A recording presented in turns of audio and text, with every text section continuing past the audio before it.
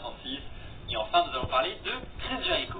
Pour commencer, Braun Strowman. Alors, vous le savez, il s'est blessé à l'épaule et a subi une opération, ce qui l'a écarté des rings pendant un petit bout de temps. On avait déjà de l'inquiétude quant à la présence de Braun Strowman lors du dernier pay-per-view, à savoir TLC. On ne savait pas s'il allait être rétabli à temps pour affronter Baron Corbin dans un TLC match. Et au final, eh bien, on s'est rendu compte que non, il n'était pas rétabli à temps, puisque la WWE a dû mettre en place un scénario pour l'écarter du match. Et comme vous l'avez vu, si vous avez regardé le pay-per-view, finalement, ce sont d'autres superstars qui sont venus en aide à Braun Strowman et qui ont coûté le match à Baron Corbin. Et Strowman a donc remporté le match sans pour autant combattre, sans pour autant se mettre en danger et bien sûr sans pour autant aggraver sa blessure qui était déjà très sérieuse. Et donc à l'approche du Royal Rumble, donc plus on avance, plus on attend un rétablissement favorable de la part de Braun Strowman. Et bien figurez-vous que ce ne serait toujours pas le cas. Du moins ce sont les sites américains qui nous rapportent cette information. Les médecins n'auraient toujours pas donné le feu vert à Braun Strowman à l'heure actuelle.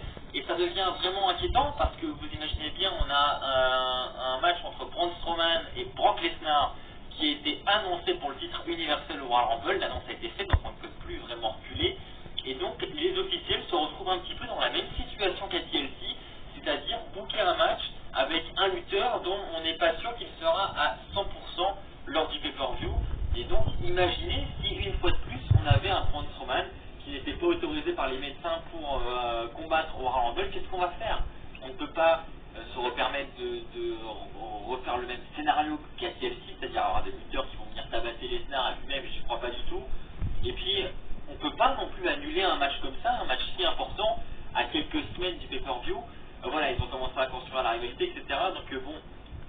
Donc voilà, j'espère que ça va se rétablir plus vite que prévu pour notre ami Braun Strowman, qu'il sera apte, parce que personnellement, je ne sais pas ce que vous en pensez, mais moi, j'ai envie de le voir, ce match, mine de rien, au Royal Rumble. Braun Strowman, Brock Lesnar, c'est quand même un choc de titan, je pense qu'on a tous plus ou moins envie de le voir. On a envie de voir Braun Strowman champion universel, notamment. Je suis pas sûr qu'on le verra au Rumble, mais on a envie, en tout cas, de voir ce que peuvent donner ces deux lutteurs dans un vrai match en face à face. Et bien pour ça, il faut qu'il soit apte et on espère, on lui souhaite un prompt rétablissement parce qu'on ne veut surtout pas que sa blessure s'aggrave. Donc voilà, ce qu'il faut retenir, c'est que à l'heure où sont de cette vidéo, Braun Strowman n'est toujours pas à 100% et on ne sait pas s'il sera à 100% pour le Royal Rumble, d'où mon inquiétude. On va maintenant parler d'un lutteur qui lui devrait revenir très prochainement, du moins on le pense. C'est le PW Insider qui rapporte cette information, donc autant vous dire qu'elle est plus que fiable. En fait, Eric Rowan a été aperçu au Performance Center, donc, qui se situe en Floride. Vous savez, c'est le centre d'entraînement des lutteurs, le centre de formation. Et donc, il a repris les entraînements, notre ami Eric Rowan, donc, ce qui voudrait dire qu'il serait bientôt prêt à revenir. Pour rappel, il avait été blessé l'été dernier, alors qu'il avait un match face au New Day pour les titres par équipe. Il s'était blessé au niveau du biceps. Et son retour est prévu pour cette année 2019, on n'a pas de date précise, mais il devrait revenir en ce début d'année. Donc quand exactement, on ne sait pas, mais ce que l'on sait aujourd'hui, c'est qu'il a repris les entraînements. Et en général, vu ce qu'on a vu dans le passé, quand un lutteur commence à reprendre les entraînements au Performance Center et commence à poster des photos, enfin là en l'occurrence il n'a pas posté de photos, mais il a été aperçu, généralement dans les semaines qui suivent, on a un retour à la télévision, donc on peut s'attendre à un retour de Eric Rowan. Maintenant, qu'est-ce qu'il va faire?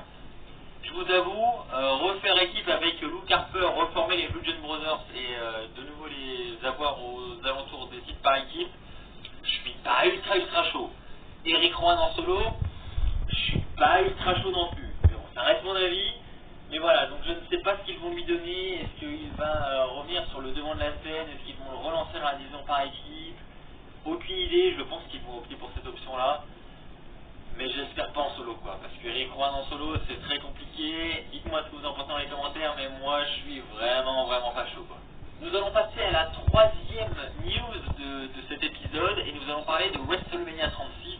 Alors on ne sait toujours pas où sera le show et justement cette news concerne le lieu. Alors vous le savez, on est début janvier et c'est généralement aux alentours de cette période qui est révélée la destination de la prochaine édition de WrestleMania. Donc l'édition de cette année, vous le savez, sans aucun doute, elle aura lieu à New York et dans le New Jersey. Donc on aura WrestleMania dans le New Jersey et puis tous les événements autour, donc l'Euro, Postmania,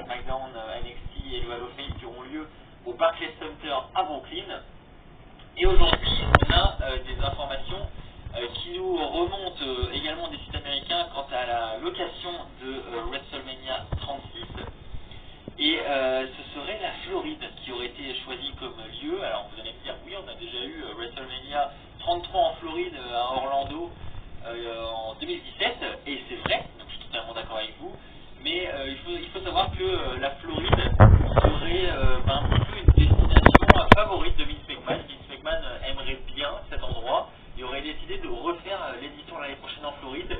Maintenant, les sites de news rapportent également que ça ne serait pas Orlando, donc ça serait en Floride, mais pas Orlando. Donc après, des villes en Floride, il n'y en a pas 36 000, donc personnellement, donc là c'est moi qui dis ça, hein, c'est vraiment pas stipulé dans la news, et voilà, c'est ma déduction à moi, donc à ne pas prendre au sérieux, ou du moins à prendre avec des pincettes.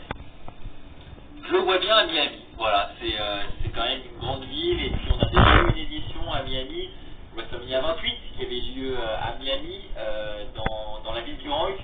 Donc je me dis pourquoi pas revenir à Miami et puis faire une édition, l'édition numéro 36 de WrestleMania là-bas. Ça peut être vraiment cool. En plus il y a des bons stades, hein, on va pas se mentir. On a le Sun Life Stadium, donc je pense que c'est l'un des grands favoris pour WrestleMania 36. Donc il y a une capacité de, je sais plus, entre 70 000 et 80 000 fans. Donc c'est quand même un grand stade, un peu comme ce que nous allons avoir cette année. Donc oui, il y a de grandes chances que le WrestleMania 36 ait lieu là-bas, et je trouve que c'est plutôt cool. La Floride, c'est un endroit vraiment cool, et puis Miami aussi, donc je pense à tous les fans français qui ont envie de faire WrestleMania un jour, d'y aller, et puis ceux qui y vont tous les ans, et ceux qui iront peut-être l'année prochaine. Franchement, je pense que la Floride, Miami, c'est clairement une destination cool, donc personnellement, je suis plutôt content si ça se déroule une nouvelle fois en Floride. Voilà, après tout, c'est pas la même ville, et puis voilà. N'hésitez pas à nous dire dans les commentaires qu'est-ce que vous en pensez. Est-ce que la Floride est une bonne destination pour WrestleMania? Et puis si jamais vous comptez aller à WrestleMania l'année prochaine, dites-le également dans les commentaires. Partagez votre joie. Et donc nous allons terminer cet épisode avec une news sur Chris Jericho. Alors j'ai parlé dans de dernières vidéos de plus ou moins une possibilité d'avoir un retour de Chris Jericho à la fédération. Du moins c'est ce que j'avais pronostiqué entre guillemets. Donc là je me suis trompé, hein, clairement, on va pas se mentir. Voilà, je pensais qu'ils allaient faire appel à des légendes, des grands noms pour rebooster un peu leurs audiences, et je pense que Chris Jericho était clairement l'un des éléments à ramener pour ça. Et finalement, pour ceux qui ont suivi un petit peu, Chris Jericho vient de signer un contrat avec la All Elite Wrestling. Donc pour ceux qui ne connaissent pas cette fédération, c'est la fédération qui est tenue par Cody Rhodes, qui vient tout juste de naître depuis le 1er janvier, enfin du moins qui a été annoncé le 1er janvier.